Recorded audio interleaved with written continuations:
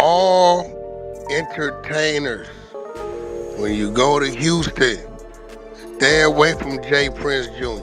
There's a whole play going on. Here go the play right here. The play is a loaded dice. Point a finger because he was standing next to me, and it's just unfortunate that something transpired after another dice game, but neither incidents had anything to do with a dice game. I can't believe people play with people's intelligence the way they play with people's intelligence and intellect. You know, the way they do today. You know, people are telling lies for a living. Consequently, Jay Prince and his son are in the news once more, and believe me, this time it's not for the better. It's Wack 100 who is seriously discrediting them by accusing them of operating a fraudulent scheme known as the loaded dice game scam, in which they allegedly entice rappers to Houston, coerce them into playing dice, and then rob them. Or worse, the streets are aflutter with rumors that Jay Prince Jr. may have been involved in the dubious dice games that resulted in the deaths of both Takeoff and Duke the Jeweler, a 29-year-old Chicagoan who was tragically robbed and killed in September 2022 after winning $100,000 in a Houston dice game. Duke was assaulted and shot following his big win, according to people close to Jay Prince Jr. A number of times as he was walking to his car, while the real kicker, Duke's kickers, are still at large, roaming free with no justice or arrests. A lot of unanswered questions, and then less than 2 months later, the hip-hop world was rocked once more when the youngest member of Migos was shot in Houston, right outside of a dice game. There were also guests of Jay Prince JJ during the surprise takeoff in Quo. Do these dice games have a darker purpose, or are these coincidences? Many are questioning the Prince family's motives for these dice games, as they suspect they have something to do with the untimely deaths of these young musicians. Let's investigate and find out if RJ Prince and his gang were truly engaged in these events. Act like he's covering for him, hanging out, everything is cool. Let's go here, let's go there, let's go here, let's go there. He introduces the dice game. For those who may not be aware, let me briefly explain about Jay Prince. He is not your typical music executive. Rather, he is the CEO and co-founder of the Houston-based label Rap-A-Lot Records. He likes to refer to himself as the King of Houston, and for good reason. His son Jazz Prince isn't just living in his father's shadow. Instead, he's making waves with his streetwear brand, Mob Ties. Now, here's where things get interesting. Rumor has it that when well-known rappers enter Houston, Jay Prince acts as their unofficial bodyguard, making sure they are safe and sound good. Well, not too quickly. Rumors are circulating that Jay Prince and Jazz may be pulling a fast one. Sky-high fees for their protection, and as if that weren't shady enough, there are even rumors circulating about these dice games they host where artists supposedly end up getting set up. Takeoff's tragic death has only fueled the fire, but he wasn't the first person to lose their life after attending one of Jay Prince's renowned dice games. Just a few months before, Chicago's Duke the Jeweler won a whopping $100,000 at one of these games. But things took a dark turn when he was reportedly robbed, ambushed, and shot dead while making his way to his car. Then, following the tragic death of Takeoff, some fans were quick to criticize him, saying he shouldn't have mixed up with Jay Prince and the Mob Ties crew after what happened to Duke the Jeweler just 2 months prior. Some argue that Qua should have stayed away from the situation because there's no reason to put himself or, more importantly, his family in danger at this point. A grand jury officially charged Patrick Xavier Clark, the man who should have taken off, and everyone eagerly awaits the trial's revelations, set to commence later this year. With so much riding on the line and so much drama surrounding the case, this trial is sure to be remembered, so make sure to watch after posting a massive $1 million bond practically the day after Patrick Xavier Clark was arrested. He was placed under house arrest. But wait, things get even more crazy. In November 2023, Clark is suddenly no longer subject to arrest orders. His sole concern is a curfew, which is every day from 7 o'clock p.m. to 7 o'clock a.m. But it doesn't end there. He is no longer under house arrest, and he is exempt from wearing a monitor. In line with the court records, Shakur Stevenson and Jay Prince Jr. are among the witness victims and their families, whom Clark is strictly prohibited from communicating with. Oh, and the order forbids him from getting in touch with Junior's father, Jay Prince, in any way. This is causing quite a stir in the streets, as you can already imagine. People are wondering how someone can go from being under house arrest to only having a curfew, as well as what will happen next. Everyone is very shaken by the whole situation, and they are watching Clark to see what will happen next. This tale has a twist. Letitia Combs Hollins, Patrick Xavier Clark's attorney, recently spilled the beans to Rolling Stone, stating unequivocally that her client did not fire the bullets that Kay took off. However, the lawyer did not stop there. She also threw some serious shade at the investigators, claiming that the video and ballistic evidence they are using against Clark are shaky at best. It sounds like she is prepared to poke all kinds of holes in the prosecution's case. There was another person who started the story, and it wasn't Patrick Clark. Holland told Rolling Stone that he was in the same position that Takeoff was in. Conspiracy theorists are pointing to the fact that he was Halloween as if it's some sort of sinister sign, but the rabbit hole goes even deeper than that. Fans have been buzzing about how just one day before Takeoff's tragic death, Heeg and Quo dropped the music video for their track Messy, and let me tell you, the imagery in that video is seriously spooky. It's got people wondering if it was all part of the conspiracy. But this is where things get even crazier. Quo is seen casually sitting there with the buyer while he looks over Amido's contract. This is a really big takeoff because he is standing next to a drawing of the Grim Reaper with the words "RIP" scribbled next to it. It's almost like it was a chilling preview of what was to come, so naturally fans started connecting the dots and spiraling into all sorts of theories. Some are convinced that this was all part of a dark, twisted plan. Takeoff's sacrifice of himself is a topic of discussion and further investigation into the events of that night. Some believe it was merely an unsettling coincidence, but others question why anyone would do such a thing. In other words, he was at the pinnacle of his profession, amassing wealth for many others in addition to himself.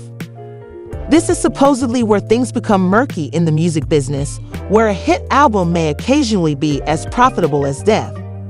While he didn't directly mention Takeoff, Cat Williams recently revealed some serious information about it in an interview, and the way he was speaking raised eyebrows everywhere.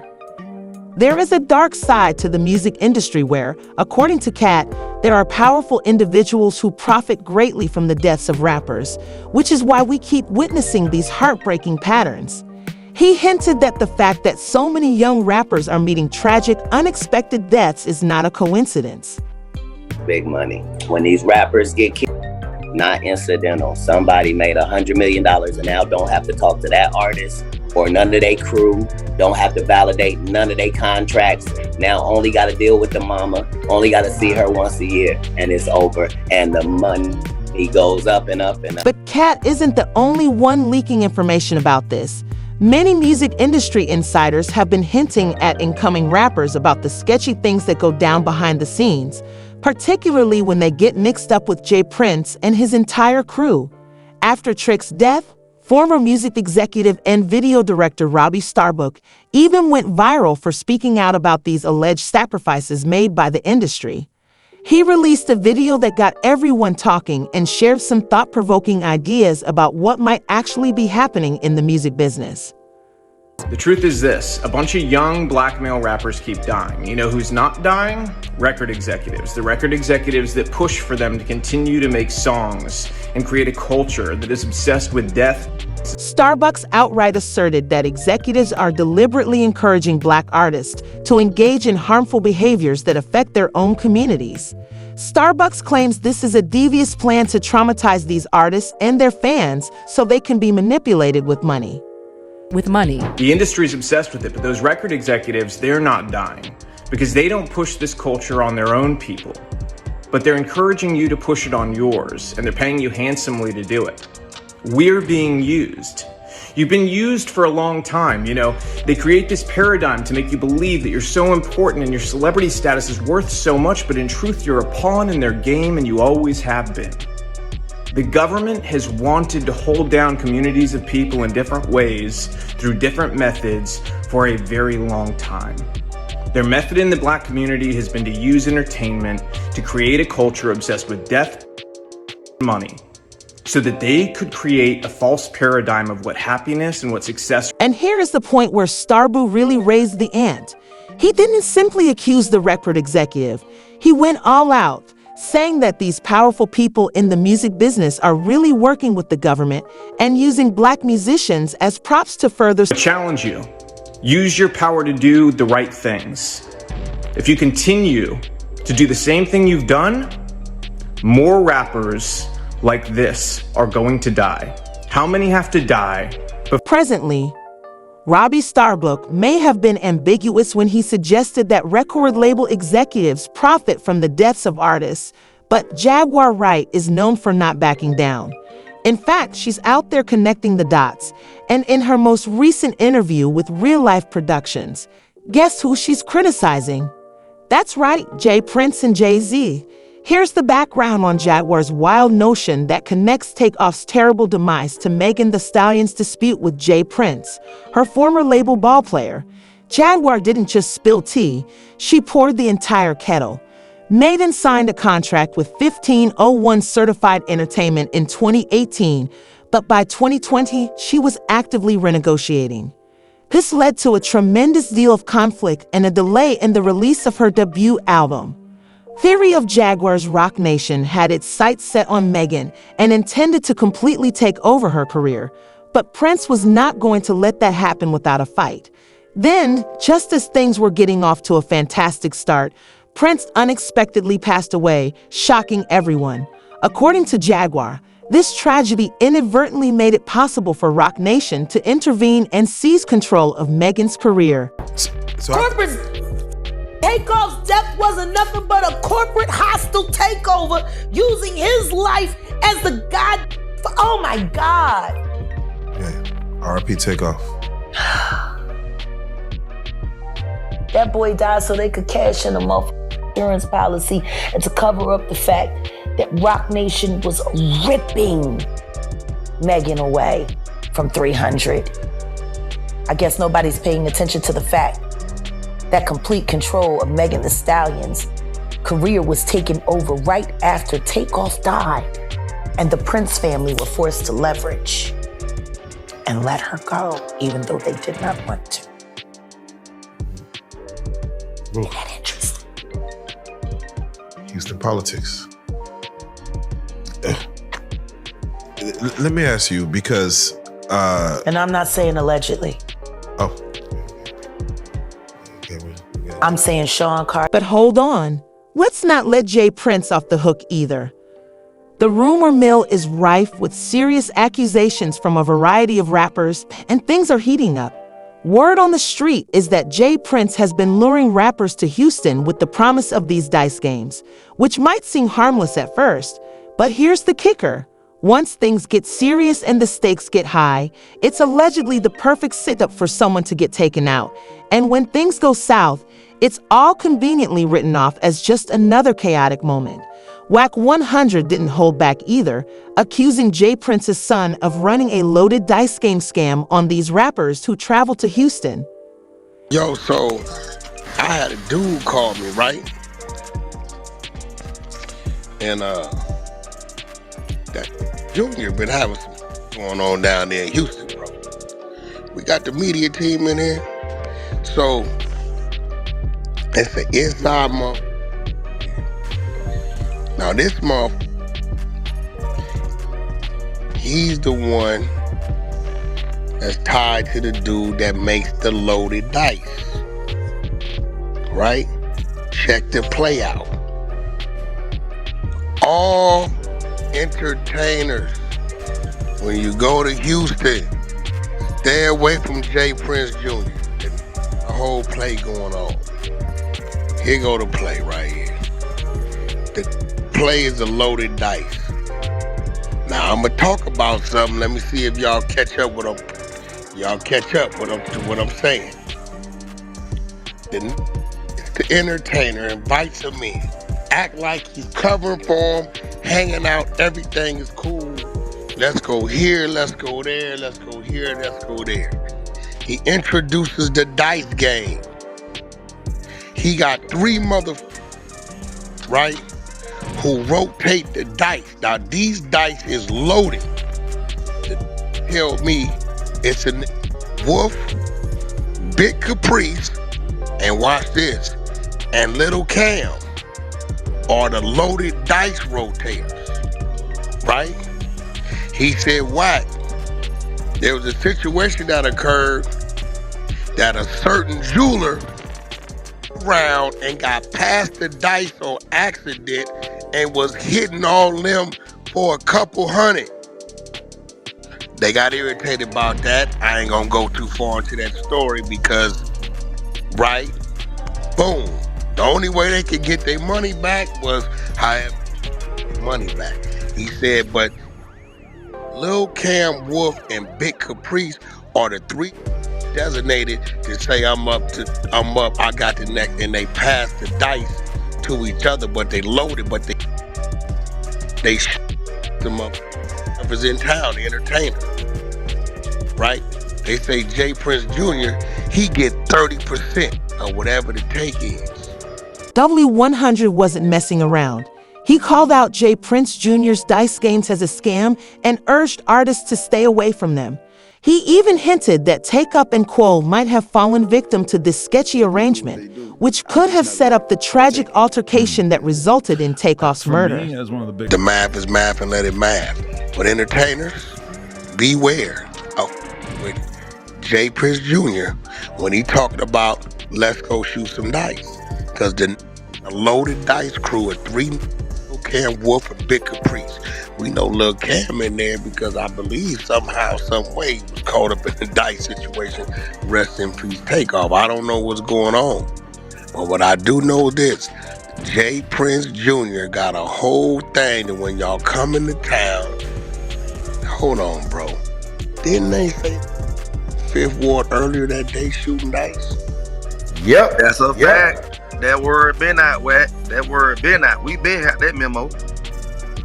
And then, so I've been getting hit all day, and it got to the point at the thing with Quavo like that is the dice. If you're a mother entertainer and you been down there to Houston with the hosting of Jay Prince Jr. and that led you to a dice game and you was getting hit for all your shit, and you remember 3 by the name of Big Caprice, Wolf, or Lil Cam, y'all need to get on Jay Prince Jr. bumper because it was a lineup. Y'all need to holler at that because his people done told me inside. He said, Wack, we the one give him the money to the dice. Who goddamn Quavo was arguing with before he walked off? I think the argument was about... He also dragged Lil Boosie into the controversy, accusing him of being part of the sit-up for the dice game that resulted in Duke the jeweler's death. And get this, 100% didn't stop with Jay Prince Jr. Wack, that's the jeweler that got the Boosie dice game. Ooh, yeah. So he was against Boosie and he got past the loaded dice. So, his name was Duke the jeweler. They said Boosie set him up. Now your story makes more sense. He died with all his jewelry on. Lil Cam was night when Takeoff died too. They're saying DJ Pat Bullet was a bullet that killed Takeoff. Also, Cam was the one, so he had to load the dice. Now, for Boosie, they must have switched the dice up. Either they was gonna have no, Boosie was supposed to have the loaded dice, and they must have switched it. Gave him wrong. Therefore, Jay Prince was eager to refute these claims when they were brought up.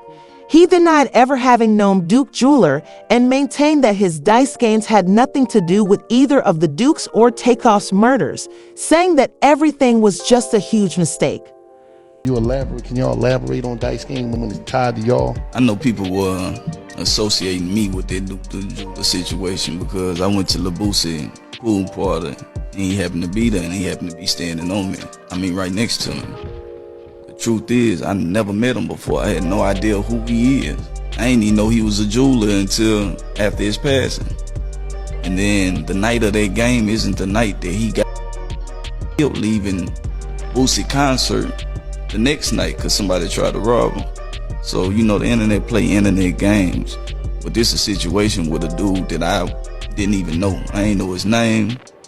I had no knowledge of him. I ain't know he was from Chicago. I ain't know he was a jeweler until social media started trying to point a finger because he was standing next to me, and it's just unfortunate that something transpired after another dice game, but neither incidents had anything to do with a dice game. It goes without saying that fans are calling Jay Prince Jr. an outright liar, and some are even suggesting that Kendrick Lamar may have made disparaging remarks about the Prince family and alluded to their purported role in Takeoff's passing in his diss tune. In Euphoria, Bliss fans are wondering whether Kendrick was taking a shot at Jay Prince and his son Jay Prince Jr., who, let's not forget, was with Quo on the night Takeoff was tragically. Some fans are even saying Kendrick could have warned Jay Prince to back off from his beef with Drake, or else he'd spill the tea on his son's dirty dealings. Whether that's true or not, fans are convinced that Jay Prince. A fan wrote, James Prince Jr. was at Duke the Jeweler and took off both dice games, and his dad set up an NBA young boy to get robbed in 2020. Why y'all keep going to private venues in Houston and shooting dice with M-ties? Another fan wrote, James Prince and his son should get to Rico Takeoff, and Duke didn't deserve this. What do you think about all these rumors swirling around JP and his son allegedly setting rappers in these loaded dice games? Do you think they had any involvement in what happened to Takeoff?